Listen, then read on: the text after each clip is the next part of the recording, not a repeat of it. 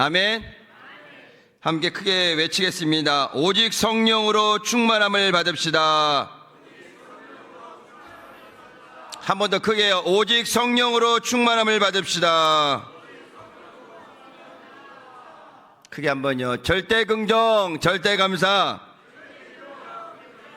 오직 성경, 오직 그리스도.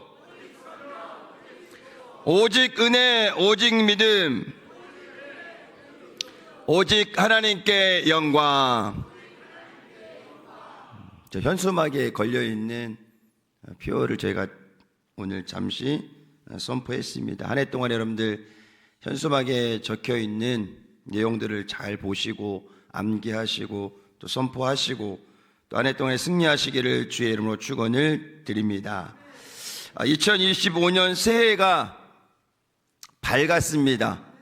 벌써 4일이 지났고 5일째 우리가 한 해를 또 보내고 있는데요.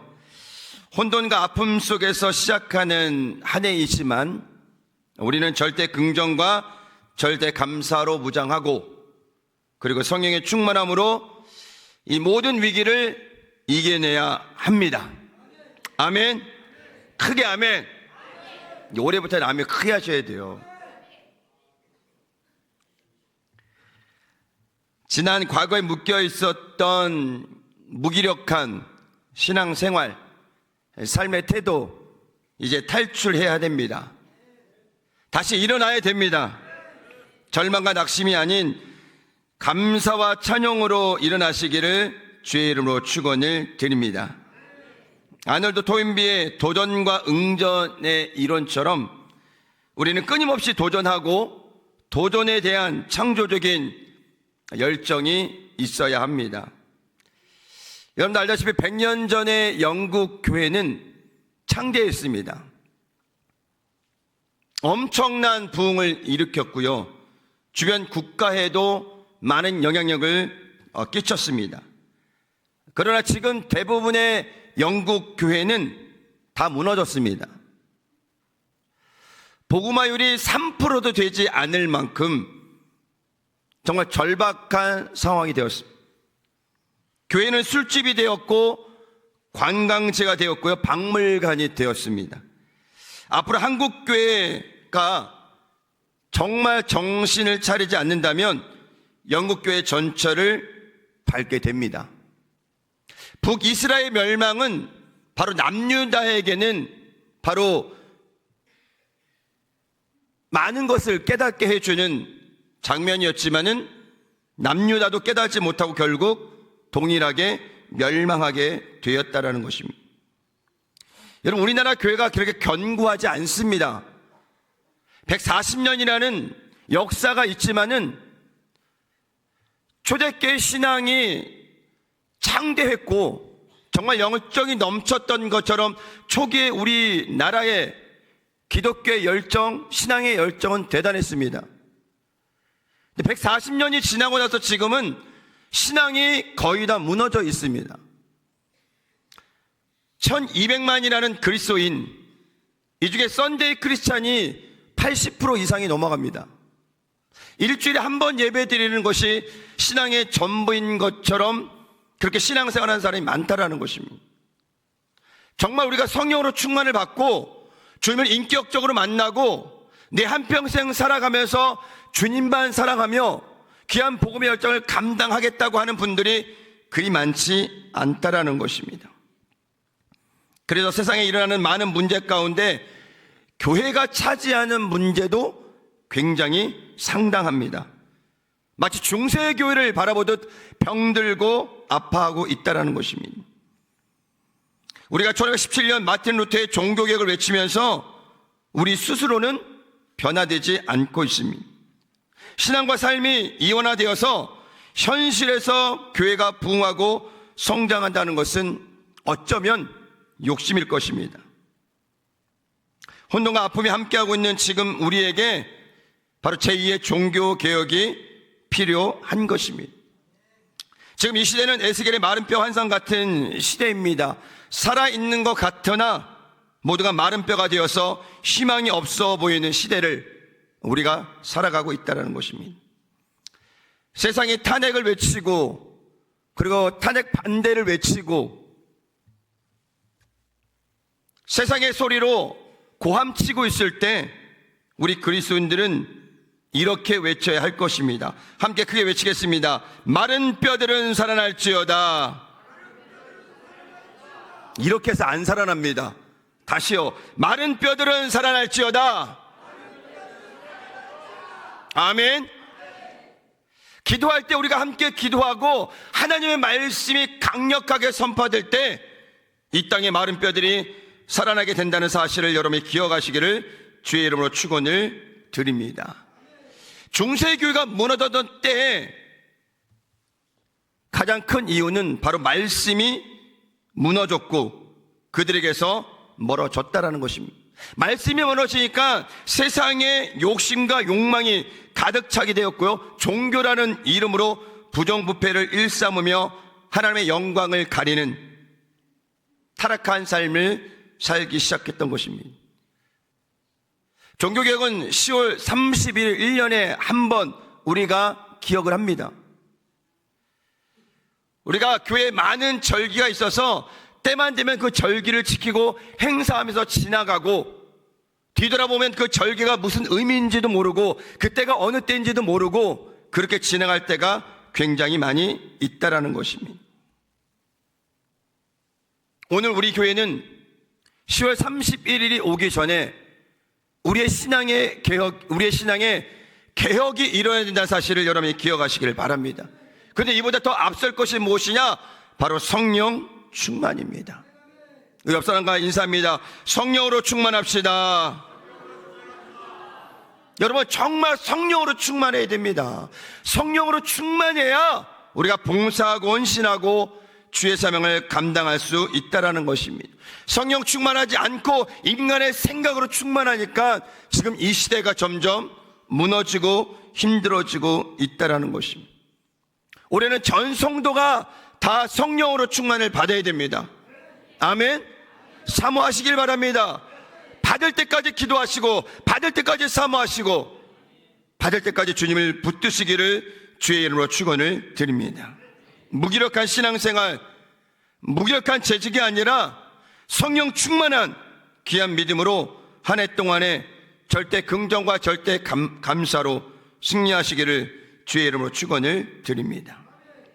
오늘 종교개혁 첫 번째 선언인 오직 성경에 대해 말씀을 나눌 텐데요, 우리 함께 큰 소리로 외칩니다. 오직 성경, 오직 성경. 마르틴 루터와 종교개혁자들은 성경의 자리에 인간의 가르침과 세상 지식 그리고 인본주의 사상에 맞서서 바로 오직 성경을 외쳤던 것입니다. 말씀을 많이 읽는데요, 삶의 변화가 일어나지 않는다면 그것은 진정한 묵상이 아닙니다. 여러분, 말씀을 읽으면요, 생각이 변합니다. 사고가 변합니다. 행동이 변합니다. 언어가 변하는 거예요. 마음가짐이 달라집니다. 그게 진정한 말씀 묵상이에요. 말씀을 많이 읽다 그래요. 지난해인가요? 지지난해죠, 이제. 여의도에서도 성경 1독, 3독 이상 목표로 해서 한 해 목표를 가졌는데 어느 교사 선생님이 1년에 100독을 했다고 선포를 합니다. 어떻게 100독을 하셨습니까? 시간이 없을 텐데요. 성경을 많이 읽으면서 속독하는 법을 배워서 성경을 읽어 내려가기가 너무 좋다고 합니다. 근데 여러분, 성경 100독을 하고 1000독을 해도요, 그 삶이 안 변하면은 100독 1000독의 의미는 없습니다. 내가 1년에 성경 1독을 다 못하지만 한 가지 말씀을 붙들고 그 말씀을 통해서 내 삶이 오래 변하고 내 자신이 더욱더 주님께 나아갈 수 있다면 성경 1독한 사람보다 한 말씀을 가지고 변화된 삶을 살아가는 그 사람이 더 위대한 사람입니다. 아멘. 성경 다독도 권장을 합니다.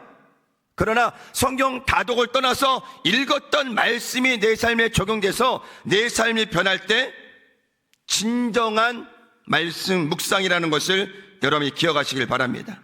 오늘 함께 읽은 디모데후서 3장 16절, 15절 이하의 말씀은 그리스도인들에게 아주 중요한 말씀입니다. 첫 번째 한번 따라 볼까요? 말씀에 붙들린 삶을 살아갑시다. 크게요, 다시. 말씀에 붙들린 삶을 살아갑시다.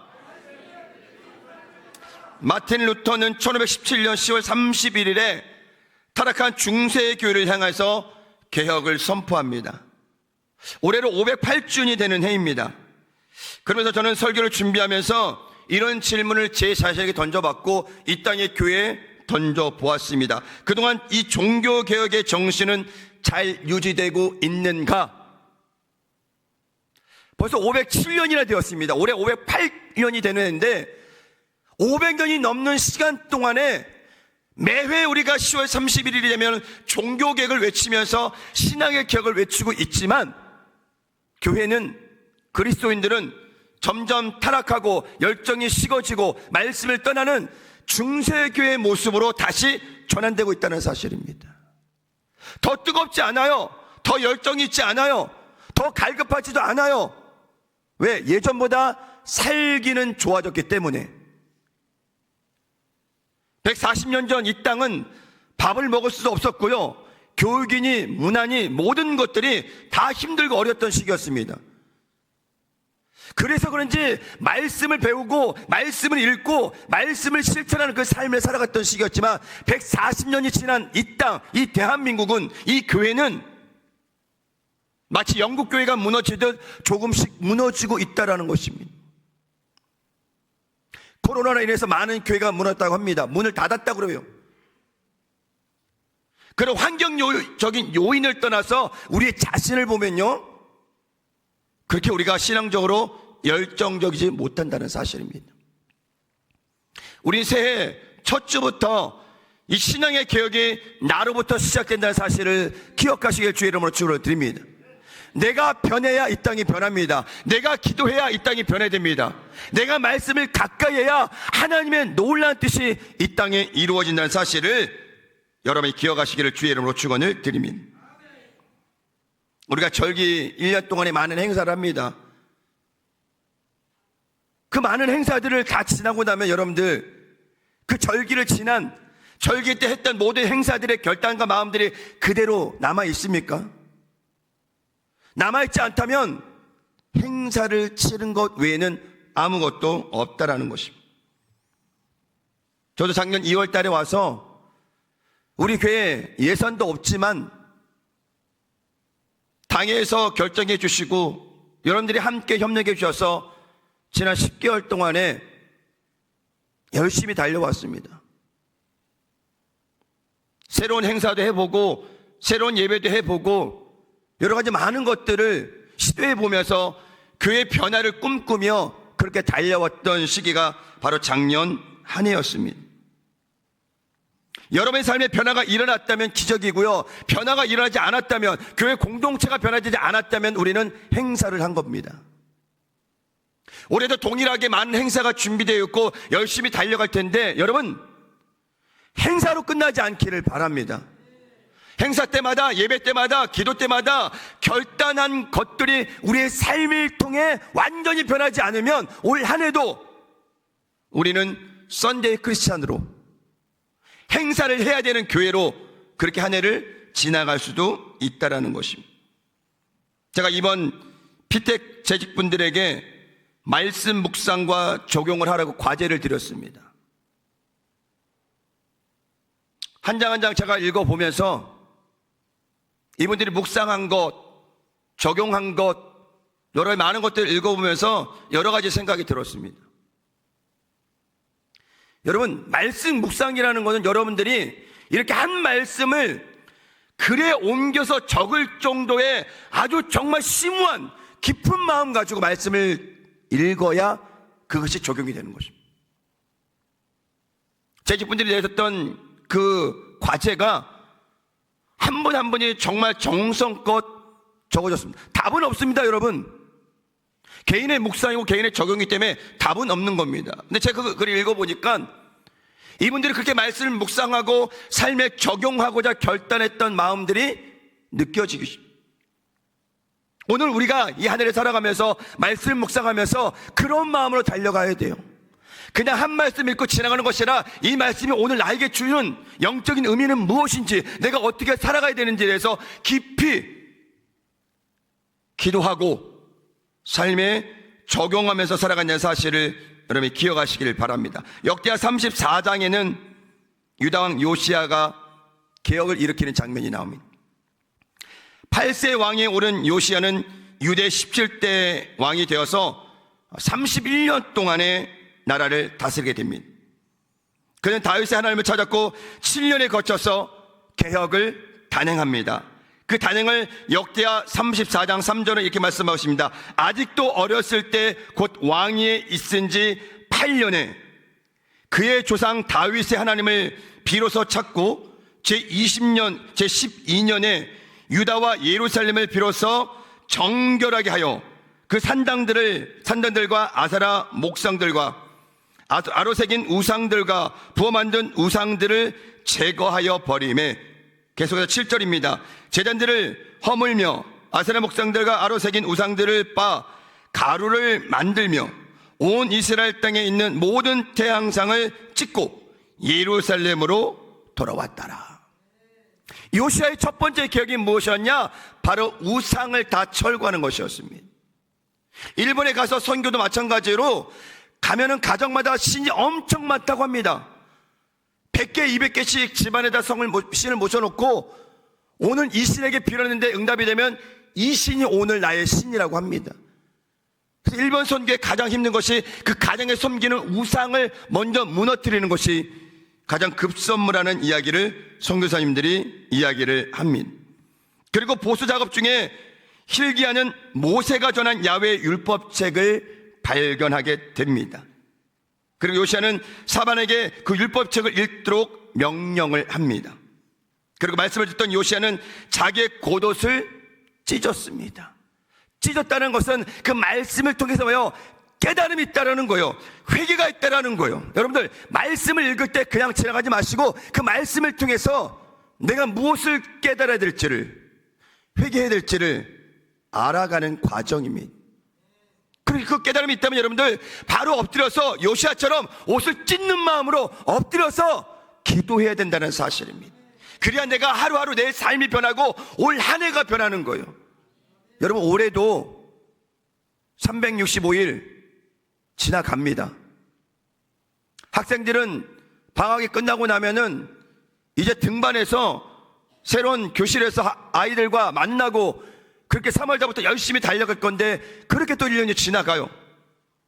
사업을 하시는 분들이든 직장에 있던 분들이든 1년 365일은 그냥 지나가게 되는데, 여러분 작년 12월달 연말에 송구영신님에서 여러분 어떤 마음의 결단이 이뤘습니까? 올해 내가 열심히 살아왔는지, 열심히 달려왔는지, 주의 말씀을 살았는지, 올해 12월달도 마찬가지입니다. 여러분 만약 동일하게 또 작년처럼 살았네 라는 것은 올해 1년 아무런 변화가 없었다라는 것입니다. 이제 우리 오늘은 첫 주를 출발하면서 마음의 결단을 해야 됩니다.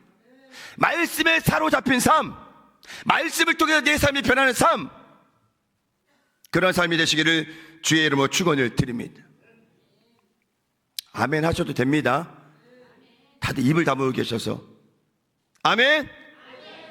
말씀이 내 삶을 변화시킨다는 사실을 기억하시기를 주의 이름으로 축원을 드립니다. 역대하 34장 21절입니다. 너희는 가서 나와 및 이스라엘과 유다의 남은 자들을 위하여 이 발견한 책의 말씀에 대하여 야훼께 물으라.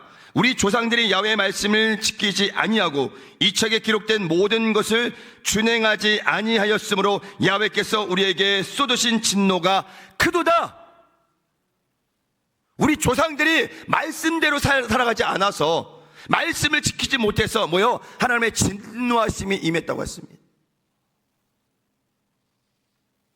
내가 먼저 말씀을 지켜나가고 말씀에 순종하고 그 말씀을 따라가는 삶이 된다면 우리 공동체가 변하고 하나님의 은혜가 넘친다는 사실을 기억하시기를 주의 이름으로 축원을 드립니다. 요시야의 개혁을 성경은 이렇게 극찬합니다. 열왕기하 23장 25절입니다. 우리 크게 한번 읽어볼까요? 시작.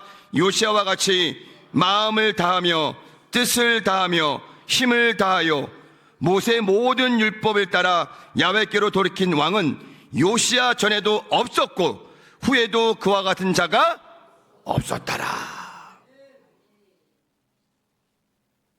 여러분, 한 해 시작하면서 말씀 읽고 시작했습니까? 성경 일독표 다 나눠드렸죠. 그냥 하얀 장으로 만들지 마시고 하루하루 체크하시면서 말씀을 묵상하시고, 내가 올해 이 말씀을 통해서, 오늘 읽은 말씀을 통해서 삶에 어떻게 적용할 것인가까지 여러분들 나아가시기를 주의 이름으로 축원을 드립니다. 요시아의 종교개혁을 가능케 했던 요인은 무엇이냐? 바로 하나님의 말씀이었다는 사실을 기억하시길 바랍니다. 여러분, 이 말씀에 하나님의 마음이 있어요. 하나님의 뜻이 있다는 것입니다. 아멘. 이 말씀을 잃지 않고 우리는 하나님의 뜻 가운데 거할 수 없다라는 것입니다. 우리가 말씀을 멀리하고 세상 지혜에 사로잡힐 때 우리는 복잡해집니다. 하나님의 말씀에 순종이 있지만 세상 지식에는 타협이 있고 이유가 있습니다. 그리고 논리가 있습니다. MZ세대들, 여러분들에게는, 앉아 계신 분들에게는 먼 세대일 수도 있습니다. 그 MZ세대들은 왜라는 이야기를 많이 합니다. 왜?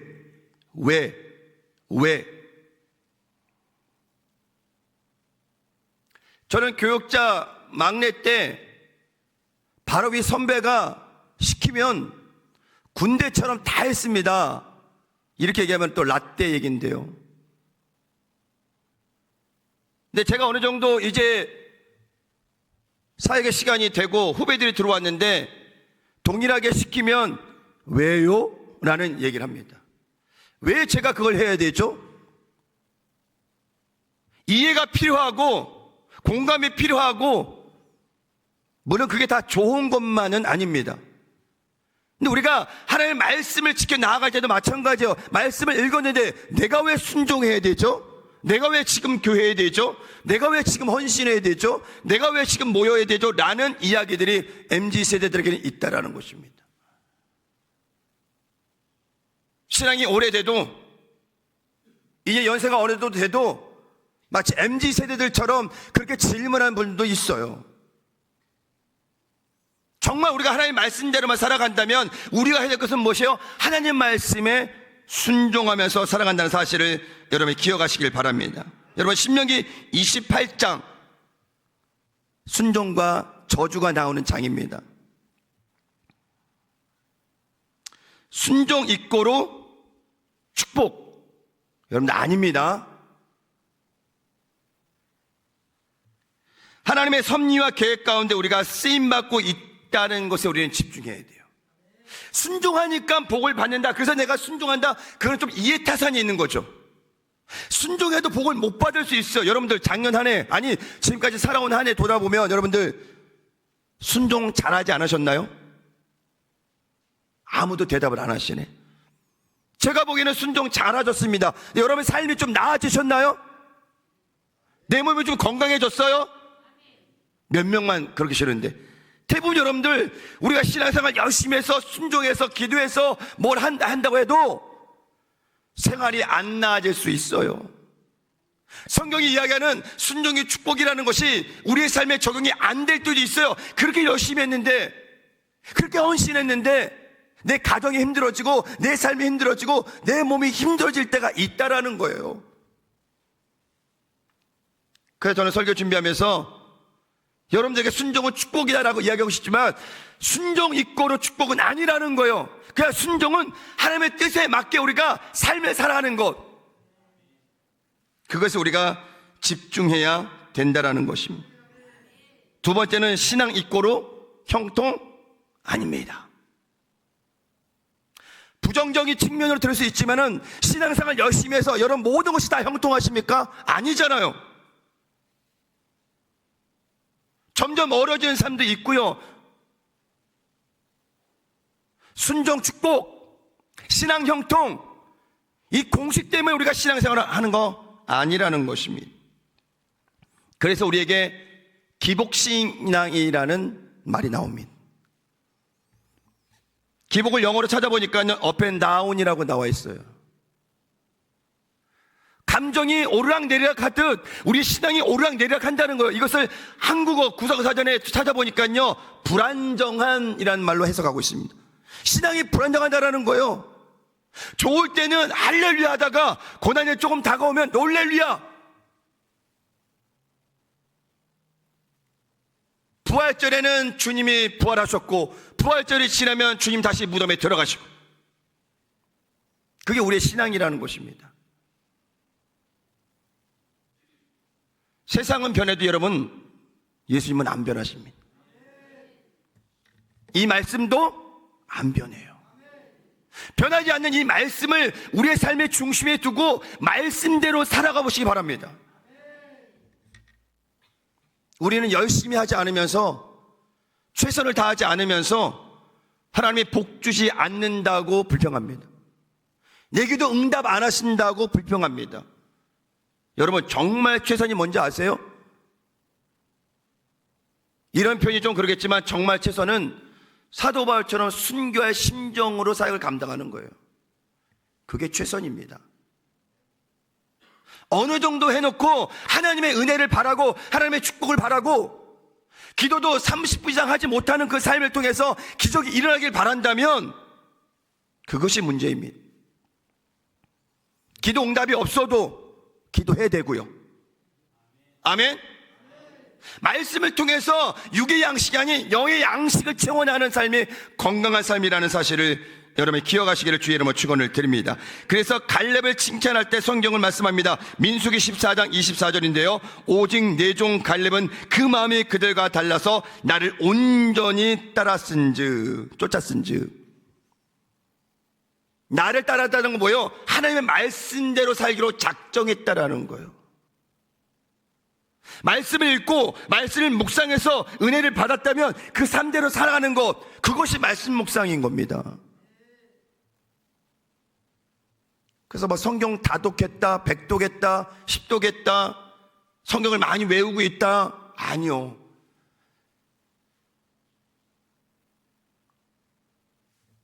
말씀대로 살아가서 그 삶의 열매가 있을 때 비로소 그 사람이 뭐예요? 말씀을 묵상한 거예요. 제가 강대상에서 이렇게 이야기하고 내려가서는 세상 말로 개차반으로 살아간다면 여러분들 저를 목사라고 하겠어요?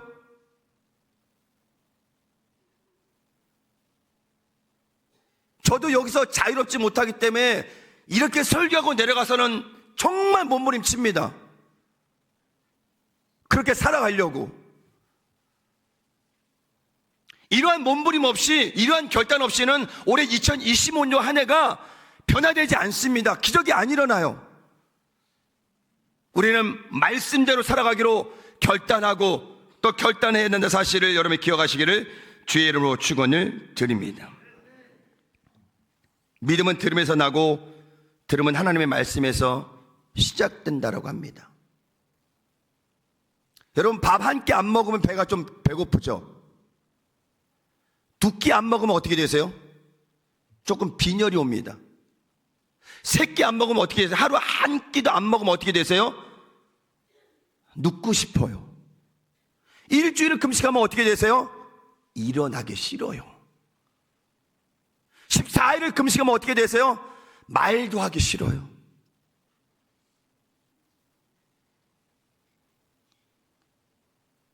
여러분, 말씀을 하루 안 읽으면 여러분의 영적 상태는 어떤가요? 아무 변화가 없죠. 한 달을 안 읽어도 아무런 부담이 없죠. 배고픔이 없고 갈급함이 없죠. 육신의 음식은 매일매일 먹어야 되고 맛있게 먹어야 되고 잘 챙겨 먹어야 되는데 왜 영의 양식은 하루가 지나고 1년이 지나도 성경 한 번 안 보는 분들이 살아간다면 육신은 건강하고 빛깔이 날지 모르겠지만은 이미 영은 죽어가고 있는 겁니다. 여러분들 올해 꼭 성경 일독하시기 바랍니다.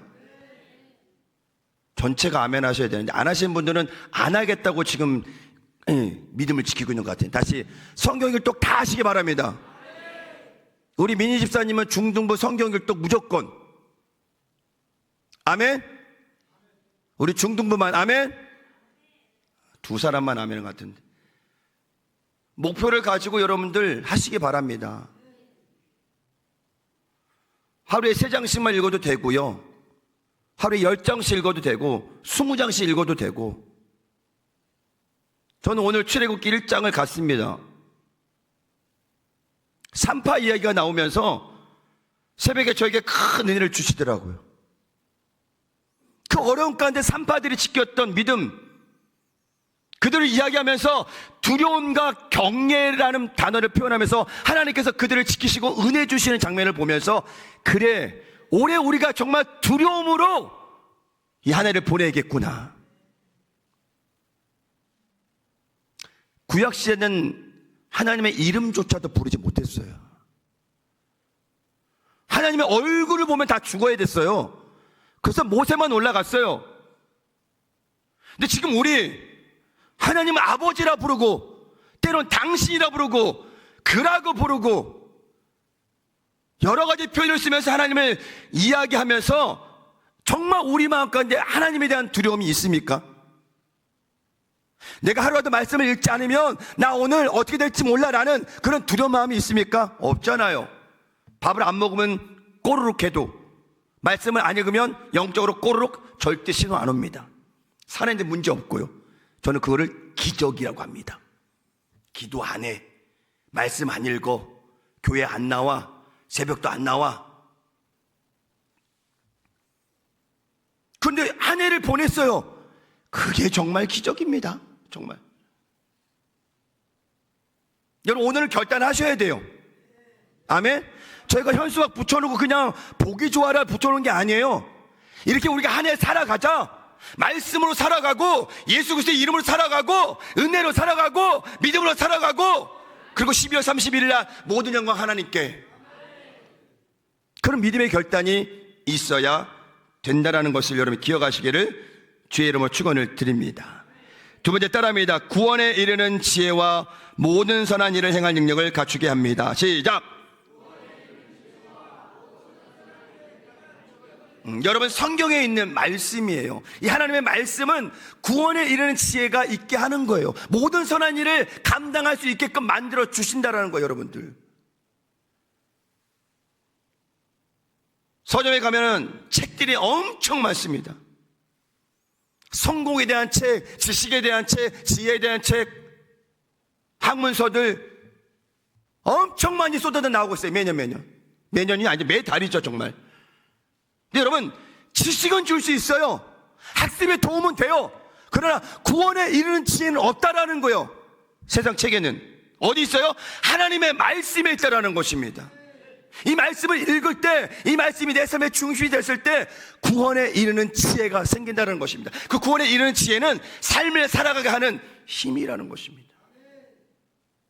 그래, 말씀을 멀리하고 살아간다는 게, 더군다나 영적인 신호가 없다는 것은 참 불행한 겁니다. 기도하지 않아도, 말씀 읽지 않아도 오늘 하루가 그냥 편안하다면 그분은 정말 불편한 마음을 갖고 있어야 돼요. 많지는 않지만 하루에 고정적으로 동일하게 기도하시고 말씀 읽으시고 그렇게 하루하루를 살아가시는 저와 여러분이 되시기를 주의 이름으로 축원을 드립니다. 예전에도 말씀드렸지만은 삼상을 세웠던 고 이병철 회장님의 마지막 질문, 그가 쓴 편지가 손으로 사진 보이세요? 잘 안 보이죠? 빼곡하게 적었던 저 질문들, 전 지금 신부님한테 저 질문을 던졌는데 그 신부님이 답을 하지 못해서 전 답을 할 수 있는 모든 분들에게 저 질문지를 공유하고 답을 찾았습니다. 그리고 고 이어령 박사님, 지성의 아이콘이라고 불렸던 그 박사님이 성경을 중심으로 해서 답을 찾아서 메멘토 돌이라는 그 책을, 몰이라는 책을 썼는데 저 답책도 고 이병철이 회장이 질문했던 답에 완전한 답을 줄 수 없었던 것입니다. 인공지능 챗봇도 마찬가지입니다. 거기에 물어봤더니 일률적인 대답은 나왔지만 정말 그가 질문한 질문에 대해서는 확실하게 답을 하지 못했다는 것입니다.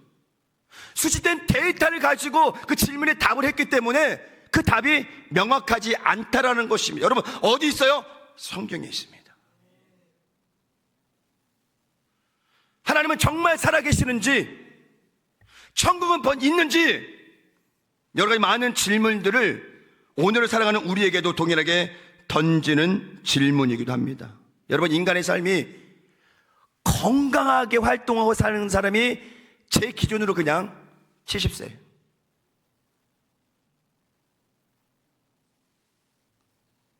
질병이 없지만 그냥 우리 김영사 박사님처럼 체력을 유지하면서 살아갈 수 있는 그 나이, 지금 115세. 그런데 여러분, 70세 넘어가고 80세 넘어가면은 활동이 그렇게 자유롭지 않습니다. 그러니까 인간의 삶이, 지금 저 중등부 아이들도 있지만요, 그게 길지 않아요. 내가 지금 15살, 16살, 50년 후면은 내가 60세, 70세 되는 거예요. 짧습니다. 금방 갑니다. 저도 제가 51세 될 줄은 꿈에도 생각 못했어요. 저는 그냥 30세에 제 나이가 멈출 줄 알았는데 목포 내려와서 한 살 더 먹었습니다. 제 이 건강이, 열정이 60세나 70세 그대로 될까요? 쉽지 않습니다. 내가 사역할 수 있을 때, 교회를 섬길 수 있을 때, 여러분을 섬길 수 있을 때 최선을 다해서 달려보고 안 되는 건 어쩔 수 없죠. 그러나 나의 최선이 무엇인가에 대해서는 스스로에게 질문을 해볼 수 있어야 된다는 것입니다. 유대인들이 어려서부터 성경을 통해서 인생을 배운다고 합니다. 성경을 통해서 모든 삶의 지식을, 지혜를 배워요. 정말 여러분들 아시겠지만 저렇게 미국이 막강해도요, 미국의 정부라든지 주요 기관들이라든지 유대인들이 가지고 있는 그 자리의 영향이 얼마나 큰지요, 대통령도 유대인들이 가지고 있는 그 한 기관에 힘을 빌리지 않으면 정치를 할 수 없을 정도라고 합니다. 세계 열방에 많은 유대인들이 훌륭한 일들을 많이 하고 있고요. 여러분도 아시겠지만 노벨상, 노벨평화상, 노벨상 주는 여러 가지 많은 항목들이 있는데 유대인 출신의 많은 사람들이 그렇게 노벨상을 받는 것입니다. 성경만 중요하다는 것이 아니에요. 그러나 성경이 가장 기본이 되어야 되고 성경이 나의 삶의 중심이 되어야 된다는 사실입니다. 그래야 우리가 노벨상의 목표는 아니지만 우리는 인생을 살아가면서 좀 더 가치 있게, 좀 건강하게 신앙인으로 살아갈 수 있는 삶의 준비가 말씀에 있다는 사실을 여러분이 기억하시길 바랍니다. 전성도 다 성경 일독하셔야 돼요. 아멘? 다 하셔야 돼요. 다. 제 어린 자녀가 서하하고 민혁인데요, 그 아이들도 해야 돼요. 성경 일독. 어린이 성경을 하든 해야 돼요. 성경 일독 하시고, 또 할 수 있는 분들은 2독, 3독, 4독 많이 하세요. 말씀을 많이 읽을수록 내 삶이 하나님께 붙들린 삶을 살 수 있다는 거예요. 그렇지 않으면 인간의 생각으로 또 한 해를 살아가게 된다는 사실을 여러분이 기억하시기를 주의 이름으로 축원을 드립니다.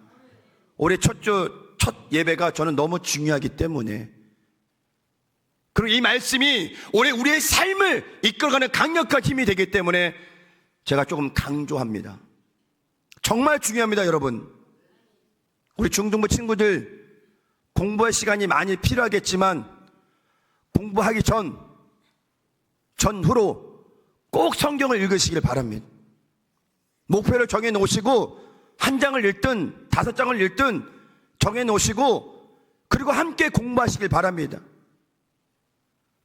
하나님의 갑절의 지혜로 채워주셔서 올 한 해 우리 교회 학교 모든 학생들이 믿음으로 승리하는 한 해가 된다는 사실을 기억하시기를 주의 이름으로 축원을 드립니다. 507년 전에 사건이 되었고 올해가 이제 508년이 되는 해입니다. 정말 종교개혁의 저 5대 강령이 오늘 우리에게 주는 메시지가 무엇인지를 잘 기억하시고 올 한 해 여러분들 말씀으로 오직 성경으로 승리하시기를 주의 이름으로 축원을 드립니다. 옆에 분과 인사합니다. 오직 말씀으로 승리합시다.